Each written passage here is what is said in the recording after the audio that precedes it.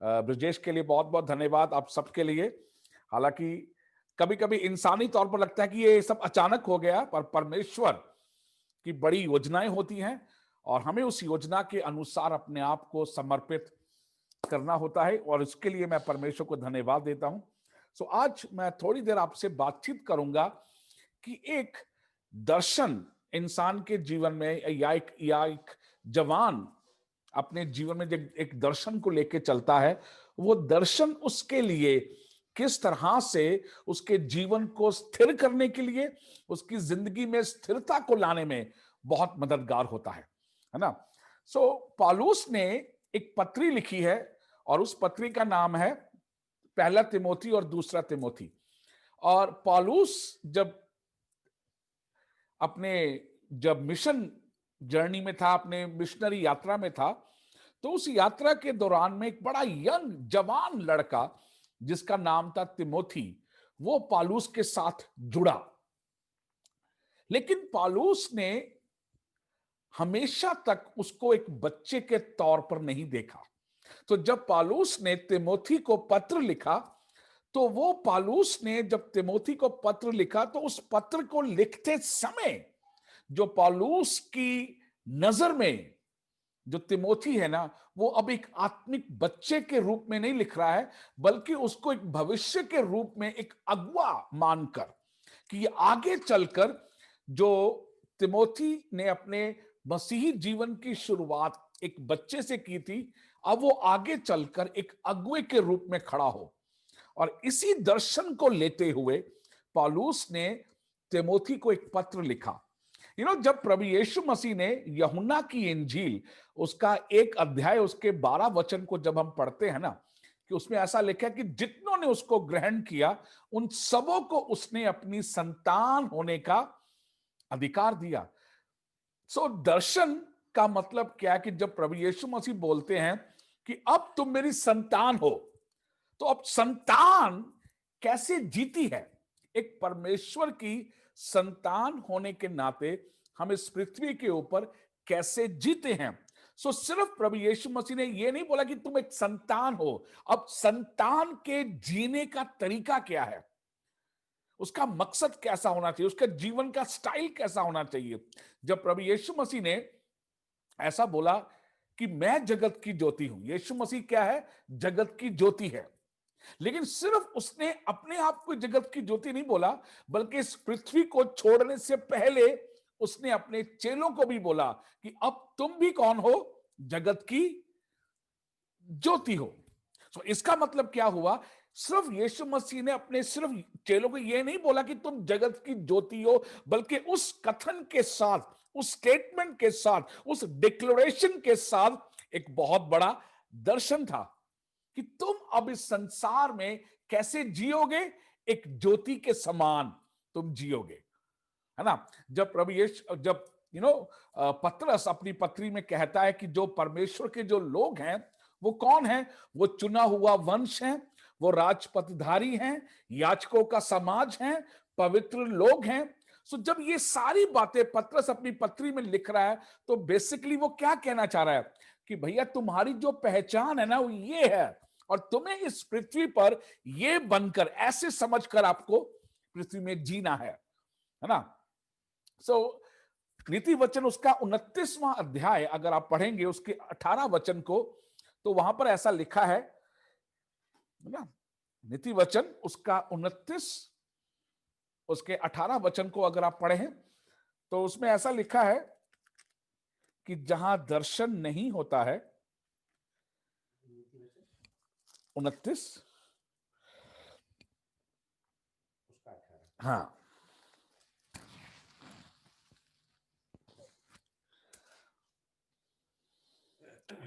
जहां दर्शन की बात नहीं होती वहां लोग निरंकुश हो जाते हैं। हाँ, और जो व्यवस्था को मानता है वो धन्य होता है। यस, इंग्लिश में एक वर्ड आया है रिस्ट्रेंट, वो बंध जाते हैं।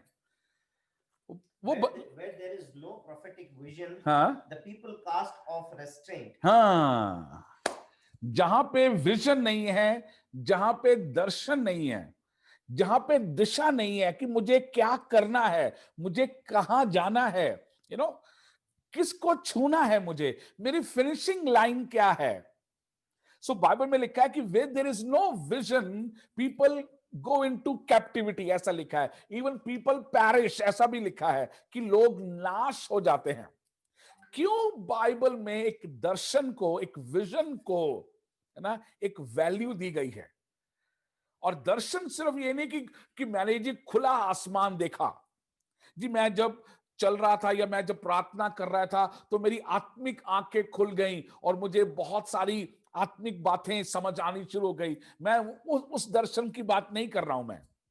मैं बात कर रहा हूं कि इस पृथ्वी पर हम अगर जी रहे हैं, है ना, एक यंग होने के नाते। और मैं अक्सर एक बात बोलता हूं कि जिन जवानों की दिशा जिंदगी में दिशा नहीं होती है ना, उनका भटकना आसान हो जाता है। जिनको अपने रास्ते की पहचान नहीं होती है, ध्यान से सुनिएगा, जिनको अपने रास्ते की पहचान नहीं होती है ना, उनको कोई भी हाईजैक करके ले जा सकता है ना। एक बात और बोलूंगा, बहुत ध्यान से सुनिएगा, है ना। अगर आपको ये नहीं पता कि मुझे किस चीज के लिए खड़े होना है, अगर आपको ये नहीं पता कि आपको किस बात के लिए खड़े होना है, तो आप किसी भी बात के लिए गिर भी सकते हैं। बहुत महत्वपूर्ण बात बोली है मैंने। इफ आई डोंट नो कि मुझे किस बात के लिए खड़े होना है, if I can not stand for anything, then I will fall for anything. So आपको पता होना चाहिए कि मेरा यह फैसला क्यों है। डैनियल के बारे में हम जानते हैं उसके पहले अध्याय में कि डैनियल ने अपने दिल में एक फैसला लिया था कि मुझे यह काम नहीं करना है। लेकिन उसके फैसले को ये जो मजबूती मिली, वो किस आधार पर, किस बात से मिली।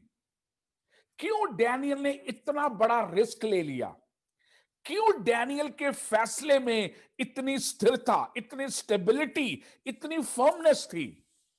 क्यों डैनियल ने बोला कि मैं ऐसा नहीं करूंगा, मैं ऐसा भोजन खाऊंगा ही नहीं।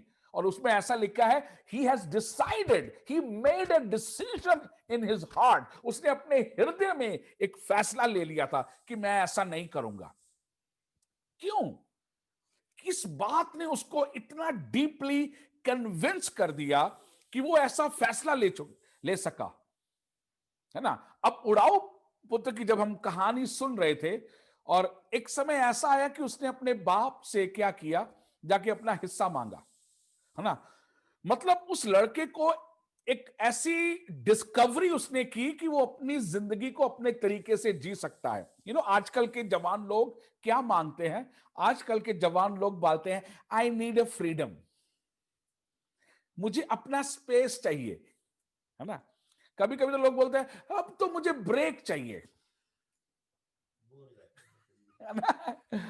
अब आप सोचिए, अपना स्पेस मांगना कोई बुरी बात है? मुझे नहीं लगता। अपनी आजादी मांगना कोई बुरी बात है? नहीं, मुझे नहीं लगता।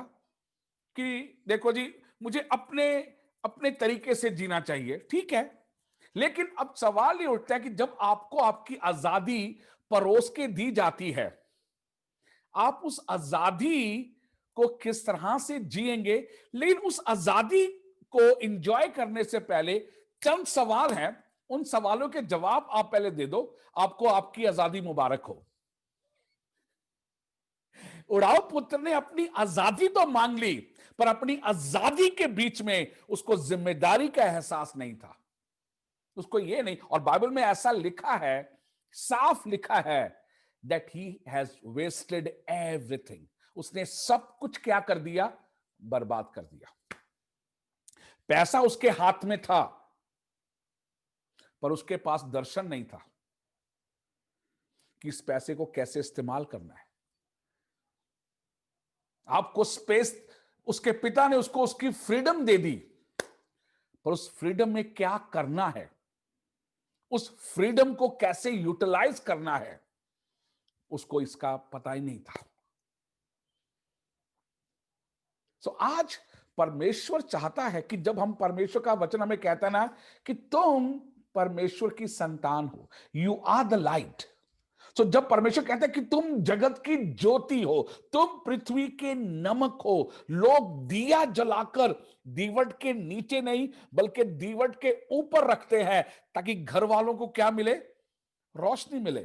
तो आप सोचो एक दिए का क्या विजन है, दिए का क्या मकसद होता है। सो जब यीशु मसीह हमें यह बात बोल रहा है कि यू आर द लाइट, तो उसके उस बोलने के पीछे यीशु मसीह का विजन क्या है, यीशु मसीह का दर्शन क्या है, वो किस सोच के साथ, किस आइडिया के साथ वो हमें ये बड़ी जिम्मेदारी हमें दे रहा है। तो जब हम बोलते हैं कि हम तो यीशु मसीह के पीछे चलने वाले लोग हैं, है ना, चेले हैं, तो ये एक बड़ी एक इस चेला जो शब्द है ना, इसके साथ एक बड़ा दर्शन जुड़ा हुआ है कि चेला होने के नाते मुझे इस पृथ्वी पर जीना कैसे है। सो पौलुस ने जब ये पत्री लिखी ना, तो पौलुस ने तिमोथी को भी एक दर्शन दिया अपनी तरफ से। पौलुस कहता कि मैं तुम्हें इस फ्रेम में देखता हूं मैं।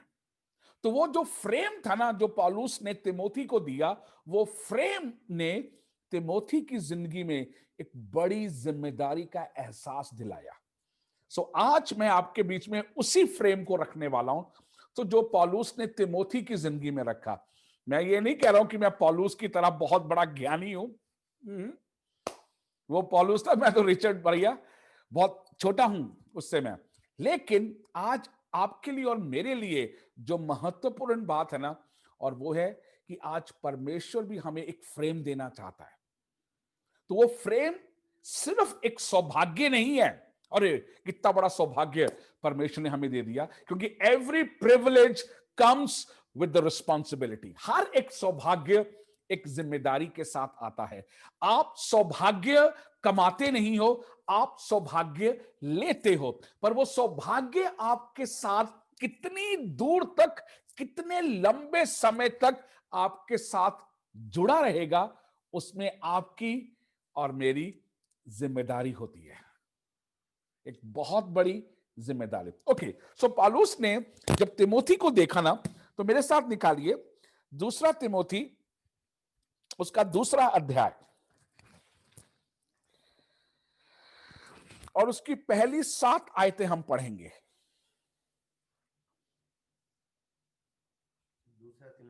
दूसरा अध्याय 1 से 7। दूसरा तिमोथियुस दूसरा अध्याय 1 से 7 इस प्रकार लिखा है। इसलिए हे मेरे पुत्र, तू उस अनुग्रह से जो मसीह यीशु में है बलवंत हो जा, और जो बातें तूने बहुत से गवाहों के सामने मुझसे सुनी है, उन्हें विश्वासी मनुष्यों को सौंप दे जो दूसरों को भी सिखाने के योग्य हो। मसीह यीशु के अच्छे योद्धा के समान मेरे साथ दुख उठा। जब कोई योद्धा लड़ाई पर जाता है तो इसलिए कि अपने भर्ती करने वाले को प्रसन्न करे, अपने आप को संसार के कामों में नहीं फंसाता। फिर अखाड़े में लड़ने वाला यदि विधि के अनुसार न लड़े तो मुकुट नहीं पाता। जो किसान परिश्रम करता है, फल का अंश पहले उसे मिलना चाहिए। जो मैं कहता हूं उस पर ध्यान दे, और प्रभु तुझे सब बातों की समझ देगा।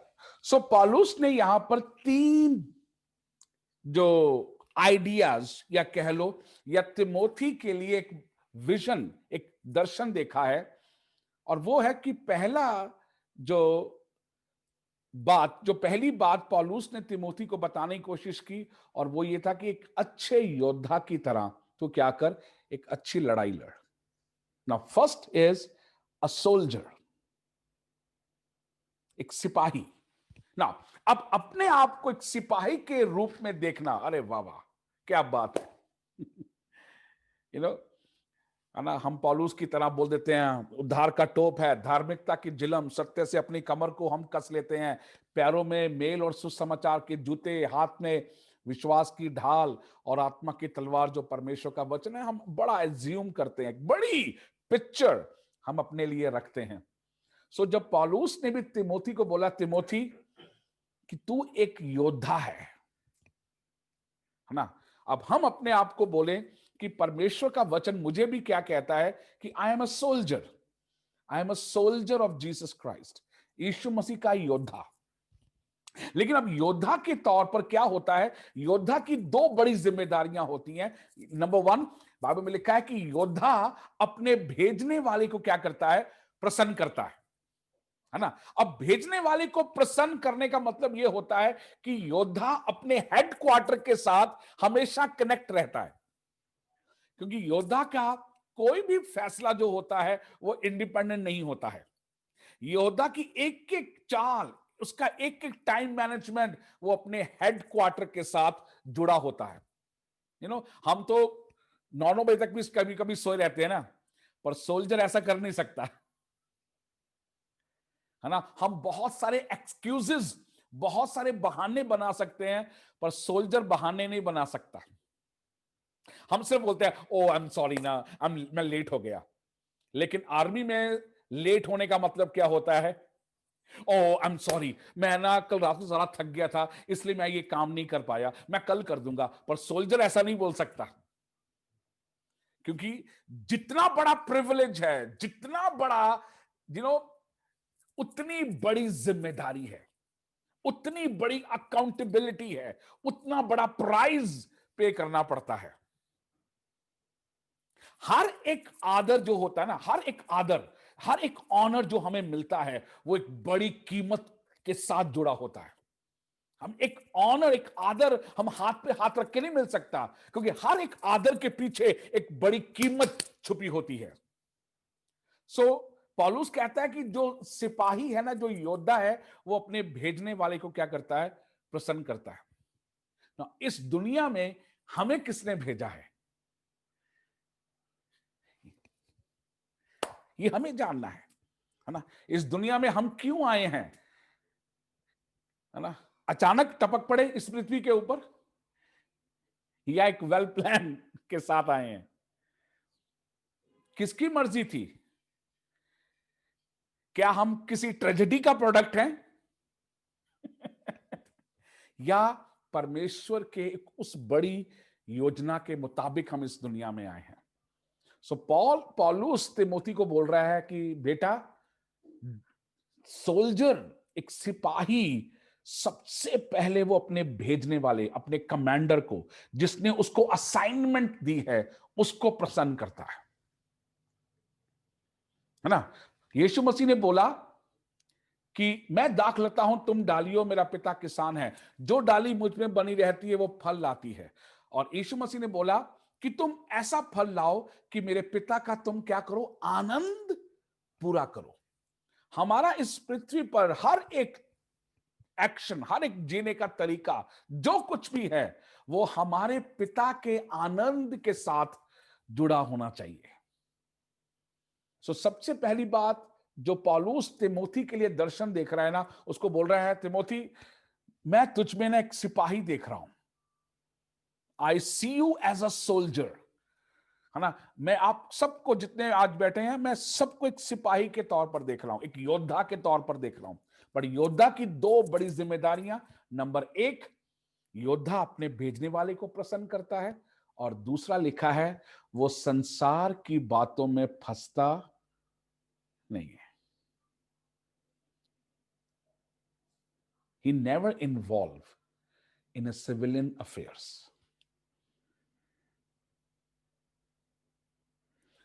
वो संसारिक बातों में नहीं फंसता है, क्योंकि उसको पता है कि जो उसकी असाइनमेंट्स हैं, उसको जो टारगेट दिया गया है, उसकी जो कॉलिंग है, उसकी जो बुलाहट है, उसकी जो पहचान है, उसकी जो जिम्मेदारी जिसने उसको भेजा है ना, ये सारी बातें उसको हमेशा फोकस रखती हैं, है ना। हम ट्रेंड को लेके नहीं चल सकते। अरे आजकल ट्रेंड चल रहा है ना, भाग के शादी करो, कोई बात नहीं, 2 महीने के बाद तो पेरेंट्स मान ही जाते हैं, कोई बात नहीं, माफी मांगेंगे, पैरों पे गिर जाएंगे, है ना। और सबसे बड़ी बात है, प्रेग्नेंट होके जाएगी लड़की तो माँ बाप को तरस आ जाएगा लड़की को देख के कि चलो हमारी बेटी अब प्रेग्नेंट हो गई है, माफ कर दो। बट पेरेंट्स को रिबेल करके, परमेश्वर के वचन का उल्लंघन करके अगर हम अपने परिवार की नींव रखेंगे, वो परिवार कभी भी कामयाब नहीं होगा। जी, विवाह से पहले संबंध बनाना आजकल फैशन में है जी, है ना, आजकल ट्रेंड में है। तो जो संसार सिस्टम चला रहा है, जो संसार का जो जो आजकल लोग बोल रहे हैं कोई प्रॉब्लम नहीं है जी, इट्स वेरी कॉमन, ये तो बड़ा आम है जी ये। तो जो चीज सामान्य हो जाती है, जो चीज ज्यादातर लोग करना शुरू कर देते हैं, हम उसको क्या सोचते हैं, हम उसके लिए बोलते हैं ये करना वाजिब है। हम उसको बोलते हैं लीगल राइट हो गया, क्योंकि मेजॉरिटी ऑफ द लोग कर रहे हैं ऐसा। बट पौलुस कहता है कि जो सिपाही है ना, वो संसार की बातों में अपने आप को नहीं फंसाता है, क्योंकि उसको पता है उसका मुख से निकला हुआ शब्द, उसका स्वभाव, उसका एक एक एक्शन क्या है, वो बहुत काउंट करता है ना। आजकल बच्चे किस तरह से अपने माँ बाप के साथ व्यवहार करते हैं, आजकल फिर मीडिया में भी ऐसा दिखाया जाता है ना। और मैं कहता हूं जो रोडी वोडी जो ये चल रहा है ना, ये इसमें तो लोगों की पर्सनैलिटी कैसी निकल के आ रही है जी, है ना। एक दूसरे के ऊपर रैप गाते हैं, एक दूसरे को रैप गा गा के डोमिनेट करते हैं अपनी पहचान बनाने के लिए, दूसरे को डोमिनेट करना। सो पौलुस कहता है कि संसार की बातों में नहीं फंसता है वो, क्योंकि वो अपनी बुलाहट को, अपनी पहचान को, अपनी असाइनमेंट्स को, अपने दिए हुए जो जो दर्शन उसके पास है ना, वो उस दर्शन से कभी अलग नहीं होता। ओके, सो दूसरा जो दर्शन पौलुस ने तिमोथी के लिए देखा, और वो कहता है कि तिमोथी, मैं तुझको सिर्फ एक योद्धा के तौर पर नहीं, बल्कि एक फार्मर, एक किसान के रूप में भी देखता हूं, या दूसरा उसका रेसलर बोलता है, एक रेसलर ना। और क्या लिखा है, कहता है फिर अखाड़े में लड़ने वाला यदि विधि के अनुसार न लड़े तो मुकुट नहीं पाता। हाँ, मुकुट नहीं पाता है, मुकुट नहीं पाता है।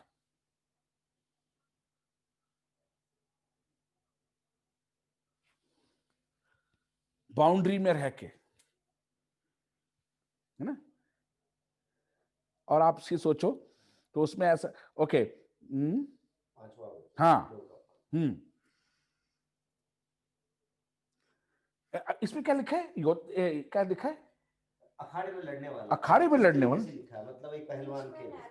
हाँ, एथलीट लिखा है, इंग्लिश में एथलीट। यस, मैं कहूँ यार अखाड़े भी तो है ही नहीं। An athlete is not crowned unless he competes according to the rules. Rules, क्योंकि मैं तकरीबन 19 साल तक मैंने एथलेटिक्स की है, तो मैंने पर्सनली एक बात जानी है कि आप जितने मर्जी आप तेज दौड़ो, पर जिस वक्त आप अपने ट्रैक को छोड़ के दूसरे के ट्रैक में घुस जाएंगे, आप अगर आप जीत भी होंगे ना, तो भी आप डिस्क्वालिफाइड है। आप बिना डिसिप्लिन के, आप बिना अपनी बाउंड्री में रहे, बिना अपनी लाइन में रहे, आप अपनी रेस को नहीं दौड़ सकते आप। सो जब पौलुस कहता है ना कि मैं तुझे एक एथलीट के रूप में देख रहा हूं, तो पौलुस क्या बोल रहा है कि एक एथलीट का जो जीवन होता है, वो एक बड़ा अनुशासित जीवन होता है, एक डिसिप्लिन का जीवन होता है।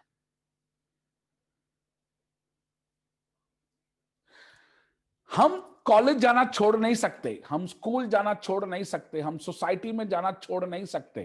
प्रभु यीशु मसीह ने बोला, मैं नहीं कहता कि तुम इनको संसार से उठा लो, है ना, पर मैं चाहता हूं कि आप इनको संसार के राजा से बचा के रखो, इस संसार की बातों से आप इनको बचा के रखो। सो जब एक इंसान अपने जीवन में अनुशासन को लेके चलता है, डिसिप्लिन को लेके चलता है, उसको पता है कि उसकी बाउंड्री क्या है, उसकी हद क्या है, और मैं इस बाउंड्री से आगे नहीं जा सकता, है ना। बाइबल में ऐसा लिखा है कि जो व्यक्ति आसानी से झुंझला जाता है, आसानी से अपना टेम्पर लूज कर देता है, तो बाइबल कहती है कि वो एक ऐसा शहर है जिसकी शहरपनाह क्या हो गई है, टूट गई है। तो इसका मतलब क्या हुआ? इसका मतलब है उसकी कोई बाउंड्री नहीं है। और पुराने समय में एक सिटी की, एक शहर की जो सबसे बड़ी मजबूती होती थी ना, वो उसकी शहरपना से जानी जाती थी। और बाइबल में लिखा है कि जिस इंसान का जो इजीली अपना टेम्परामेंट लूज, अपना गुस्सा, अपना आपा खो देता है, वो इंसान क्या है? एक ऐसी शहर है जिसकी चार दीवारी नहीं है। सो आपकी और मेरी बाउंड्री क्या है? हमें कैसे अपनी बाउंड्री को मेंटेन करना है? डैनियल ने अपनी बाउंड्री कैसे बनाई? उसने बोला हर खाना खाना नहीं है मेरे लिए। लोगों के लिए हो सकता है एक स्वादिष्ट भोजन, पर मेरे लिए वो भोजन नहीं है। सो उसने अपनी बाउंड्री, अपनी एपेटाइज को, अपनी भूख को भी क्या दे दी? एक बाउंड्री दे दी, है ना। शद्रक मिशन अबेदनगो ने अपनी आराधना की एक बाउंड्री थी। उन्होंने अपनी एक आराधना को एक बाउंड्री दी कि हम जो आराधना करेंगे वो हम एक जीवित परमेश्वर की आराधना करेंगे, हम ऐसे किसी के सामने नहीं झुक जाएंगे। पॉल मूसा ने भी अपने जिंदगी को एक बाउंड्री दी कि मैं क्या चुनूंगा, और बाइबल में लिखा है कि उसने मिस्र का भोग विलास एंजॉय करने की बजाय परमेश्वर के लिए दुख भोगना अच्छा समझा। और उसने भी अपने अपनी जिंदगी में अपने दर्शन को कह लो, या उसने क्या अपने अपने चुनाव को एक बाउंड्री दी कि उसने क्या चुनना था। यूसुफ ने भी अपनी जिंदगी में अपने आप को एक बाउंड्री दी गई थी कि राजा ने चाहे पूरा मिस्र मेरे हाथ में कर दिया है, पर जो पोतीफर है वो मेरी नहीं है। लिखा है कि उसने परमेश्वर का भय मानते हुए, राजा का भय मानते हुए पोतीफर के साथ शारीरिक संबंध बनाने से इनकार किया, क्योंकि उसने अपनी एक बाउंड्री थी। इवन एस्तर की किताब में आप पढ़ेंगे कि रानी अवस्थी ने भी, चाहे वो एक मसीही नहीं थी, पर तो भी उसके अंदर एक बहुत अच्छा चरित्र, एक नोबल कैरेक्टर था कि जबकि उसके हस्बैंड ने, उसके पति ने उसको बोला जब वो नशे में था कि आओ अपनी खूबसूरती का बखान अन्य राजाओं के सामने करो, और उसने अपने आप को उनके सामने प्रेजेंट होने से उसने बोला नो, मैं ऐसा नहीं करूंगी। जॉनी लीवर आज चाहे वो बॉलीवुड में काम करते हैं, पर उन्होंने भी अपने जीवन को एक बाउंड्री में रखा हुआ है। वो बोलते हैं कि जब आज अब वो जो फिल्म्स करते हैं, वो बोलते हैं मैं बहुत ध्यान से स्क्रिप्ट पढ़ता हूं, मेरे स्क्रिप्ट में मेरा रोल क्या है, मुझे किस तरह का रोल मुझे दिया गया है, वो सब चीजों को लेके वो चलते हैं। मुझे याद है मैं जब जयपुर में था, एक बहुत यंग लड़का हमारे इस अगापे चर्च का, मैं नाम नहीं बताऊंगा, बड़ा हैंडसम, और ये बात मैं कर रहा हूं तकरीबन 2007 या 2008 की मैं बात कर रहा हूं। उसके अंदर एक मॉडलिंग को करने के लिए था, और मेरे पास आया कि मैं मॉडलिंग के लिए जाना चाहता हूं। हैंडसम बंदा, मैं कहा गुड, आप जाओ, कोई बात नहीं। तो वो दिल्ली में उसका इंटरव्यू था, और उस मॉडलिंग के लिए वो दिल्ली में इंटरव्यू देने के लिए चला गया। तो क्योंकि ये स्टोरी उसने वापस आके मुझे ये स्टोरी बताई है, इसलिए मैं आपको बता पा रहा हूं। कहता है जब मैं ऑफिस में अंदर घुसा, तो कह रहा मैंने जैसे डोर खोला तो ऑफिस पूरा का पूरा धुएं में भरा पड़ा था। तो कह रहा ऐसा लगा जैसे कोई धूप लगा के बैठा हुआ हो, पर कह रहा वो धूप का धुआं नहीं था, वो कोई वहां पे सिगरेट पी रहा था बैठा, और वो एक्चुअली पी रहा नहीं था, पी रही थी जिस जो इंटरव्यू लेने के लिए बैठी हुई थी। एनीवे, कह रहा मैंने धुएं में घुस के मैं वहां देखा कि एक लेडी बैठी हुई है, और कह रहा मैं जाके उनके पास जाके बैठ गया। तो उन्होंने कह रहा मेरे से 2-3 सवाल किए कि आप अपने मॉडलिंग करियर के प्रति कितने सीरियस हैं। बोल रहा मैं बहुत ज्यादा गंभीर हूं इस करियर को लेके। कहां तक जाना चाहते हैं आप? कह रहा मैं मॉडलिंग में बहुत आगे बढ़ना चाहता हूं। ओके। और तीसरा सवाल उसने किया कि आप क्या क्या क्या कर सकते हैं इस करियर में आगे बढ़ने के लिए। तो कह रहा मैम, मैं हर तरह की मेहनत मैं करने के लिए तैयार हूं, क्योंकि मैं अपने करियर को लेकर बहुत गंभीर हूं मैं। तो बोल रही है कि मैं आपको एक मौका जरूर दूंगी आपको मॉडलिंग में आगे बढ़ने के लिए, पर उसके लिए आज मेरी एक शर्त है कि आज रात आपको मेरे साथ बितानी पड़ेगी।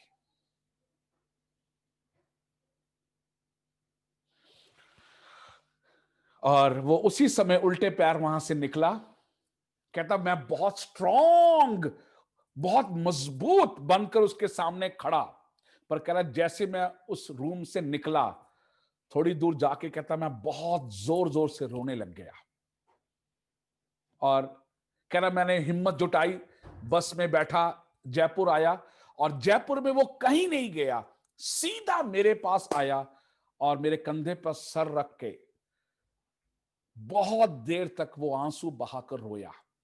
और उसने कहा क्या मैं मॉडलिंग में नहीं बढ़ सकता क्या? एक मसीह होने के नाते मैं जानता हूं कि जो ये औरत मुझे बोल रही है मैं नहीं कर सकता, तो क्या यही एक रास्ता है आगे तरक्की करने का? और उसने अपने उस समय के करियर को लात मारी। क्यों? क्योंकि जो लेडी उसको करने के लिए कह रही थी वो उसकी सीमा के बाहर था। हम अपनी जिंदगी की दौड़ को दौड़ना चाहते हैं, पर मेरे दोस्तों हम अपनी जिंदगी की दौड़ को अगर अच्छे से दौड़ना चाहते हैं ना, तो हमें हमारी सीमाओं का पता होना चाहिए। ऐसे बहुत सारे अवसर आएंगे, आपको लगेगा कि एक बाउंड्री क्रॉस करो, कौन देख रहा है, लेकिन वो बाउंड्री आज आपको सोचनी है। प्यार करना कोई बुरी बात नहीं है, शादी करना कोई बुरी बात नहीं है, पर आपको पता होना चाहिए कि आपकी बाउंड्री क्या है। और अगर कोई भी ऐसी लड़की जो आपको आपकी बाउंड्री को पार करने के लिए बोले, तो वो परमेश्वर की तरफ से नहीं हो सकती। हर एक करियर परस्यू करना कोई बुरी बात नहीं है, पर हर एक करियर जो आपको आपकी बाउंड्री को पार करने के लिए बोले, तो फिर वो करियर करियर नहीं है।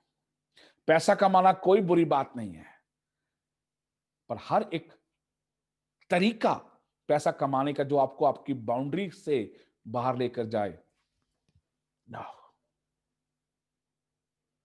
और सो पौलुस कहता है कि तिमोथी एक अच्छे दौड़क की तरह दौड़ना है, पर अनुशासन के साथ, अपनी बाउंड्री में रहते हुए। आप जब जीवन साथी का चुनाव करें, उस बाउंड्री में रहकर जीवन साथी का चुनाव करें। आप जब अपने परिवार को चलाएं, अपने परिवार को भी उसी बाउंड्री में रहकर आप अपने फैसले, अपने चुनाव उस बाउंड्री में रख कर लें। क्या आपके चुनाव आपको आपको आपकी बाउंड्री से बाहर लेके जा रहे हैं, आपको आपकी सीमा से बाहर लेके जा रहे हैं, तो वो फैसले चाहे जितने मर्जी फायदेमंद हों, पर वो आपकी जिंदगी के लिए कभी भी लाभदायक नहीं हो सकते। और तीसरा जो दर्शन पौलुस ने तिमोथी के लिए देखा, और वो था एक किसान। एक अच्छा किसान क्या करता है? बीज बोता है, और बीज बोकर क्या करता है? धीरज के साथ इंतजार करता है। हार्ड वर्किंग है वो, हार्ड वर्किंग है। बाइबल में ऐसा लिखा है नीति वचन में कि एक सुस्त इंसान क्या करता है? हाथ पर हाथ रख के बैठ जाता है। और बाइबल में लिखा है उस सुस्त इंसान को, उस लेजी इंसान को कंगाल होने से कोई नहीं रोक सकता।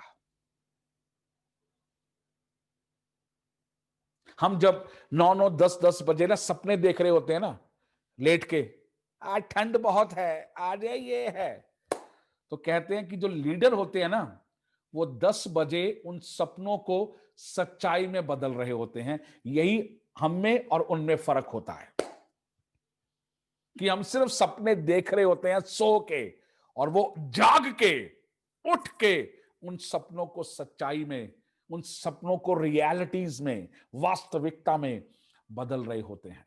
इसीलिए परमेश्वर का वचन कहता है, हे आलसी, चींटी की ओर देख, छोटा है,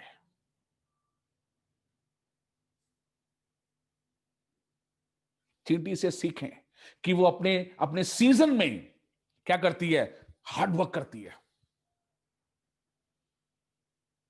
अगर किसान भी ठंड को देखना शुरू कर दे, अगर किसान भी अपने हालातों के साथ कॉम्प्रोमाइज करना शुरू कर दे तो ना तो वो अपने परिवार को खिला पाएगा और ना ही अपने मुल्क को, ना ही अपने देश को खिला पाएगा। अगर हर किसान अपने हालातों के हाथ में बिक जाए, अगर किसान बहुत सारे जिंदगी के लेफ्ट राइट की बातों को लेकर एक्सक्यूज देना शुरू कर दे, बहाने बनाना शुरू कर दे, तो हमारे देश में अनाज खत्म हो जाएगा। लेकिन हर रोज किसान एक डिटर्मिनेशन लेके, एक फैसला लेके हार्ड वर्क करता है, मेहनत करता है और धीरज के साथ अपने फसल का इंतजार करता है।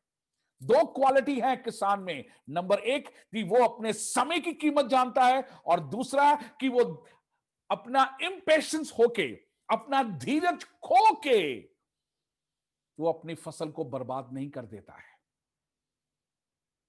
आप और मैं आज के युग में कई लोग बोलते हैं कि हम तो जी एप्पल जो था ना, क्या नाम था उस बंदे का एप्पल का, स्टीव जॉनसन ना, स्टीव जॉब। तो लोग की बोलते हैं कि वो एप्पल का जो था ना स्टीव, उसकी पॉलिसी, उसकी फिलॉसफी हमें बड़ी पसंद है।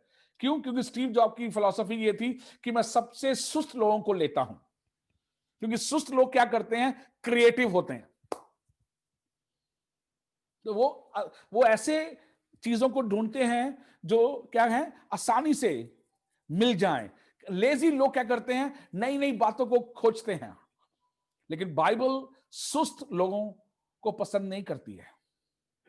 हार्ड वर्किंग, टाइम, समय को इंपॉर्टेंट, समय की कीमत को जानना। और प्लीज समय को टालना नहीं है, समय को सिर्फ निकालना नहीं है, बट समय को प्रोडक्टिव बनाना है, समय को फलवंत बनाना है। इसलिए पौलुस कहता है कि मैंने तिमोथी आपके लिए एक दर्शन देखा है, और आज मैं इसी दर्शन को जो पौल ने तिमोथी के लिए देखा है, मैं आज आपकी जिंदगी में इंपार्ट करना चाहता हूं, आपकी जिंदगी में डालना चाहता हूं कि एक अच्छे योद्धा की तरह हम भेजने वाले को प्रसन्न करें, संसार की बातों में ना फंसें। दूसरा है एक अच्छे दौड़क, एक अच्छे एथलीट की तरह हम अपनी बाउंड्री में, अपने अनुशासित बाउंड्री में रहते हुए अपनी दौड़ को हम पूरा करें। और तीसरा है एक किसान जो हार्ड वर्क करता है, मेहनत करता है और धीरज के साथ अपने आने वाले परिणाम का इंतजार करता है। सो प्लीज, ये है दर्शन, ये है जिंदगी को एक रास्ता देना, एक डायरेक्शन देना। और मैंने आपको बताया है कि उस इंसान के लिए जिंदगी के सफर में खो जाना आसान होता है जिसको अपनी दिशा, जिसको अपनी डायरेक्शन का पता नहीं होता है। सो प्लीज, आप इन तीनों कैरेक्टर्स को, इन तीनों फ्रेम को, इन तीनों सांचों को आज अपने सामने रखें। कुछ देर मैं चाहता हूं कि इस मीटिंग के बाद, इस आराधना के बाद मैं चाहूंगा कि आप 10-15 मिनट जरूर अपने आप के लिए निकालें और इन तीनों को अगर आपके पास अगर कुछ हो तो चार्ट बनाइए।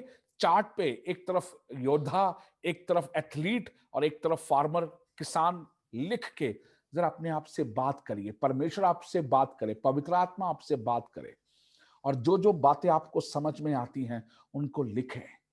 और वो है आपके लिए इस दुनिया में जीने का एक विजन। तो आपको कोई भी आपके रास्ते से हिला नहीं पाएगा, चाहे आपके फ्रेंड्स हो, चाहे इस दुनिया का सिस्टम हो, चाहे हालात हो, चाहे मीडिया हो, चाहे फैशन हो, कुछ भी हो। आपको पता है कि आपकी दिशा, आपकी बाउंड्री और आपका हार्ड वर्क आपको कहां लेके जाएगा। सो यही परमेश्वर ने हमें जीवन दिया है, और इसी जीवन को इस तरीके, इसी स्टैंडर्ड के साथ हम जीकर जाएं, ताकि पौलुस कहता है कि जो बातें तुमने सीखी हैं आगे चल के तुम क्या करो, बहुतों को क्या कर सको, सिखा सको। और मेरे दोस्तों, मैं चाहता हूं कि आज जो आपने सीखा है आगे चलकर आप बहुतों को सिखाएं, पर उससे पहले वो बातें आपके और मेरे जीवन से नजर आनी चाहिए। Thank you very much. प्रभु आप सबको आशीष दे। बहुत बहुत धन्यवाद।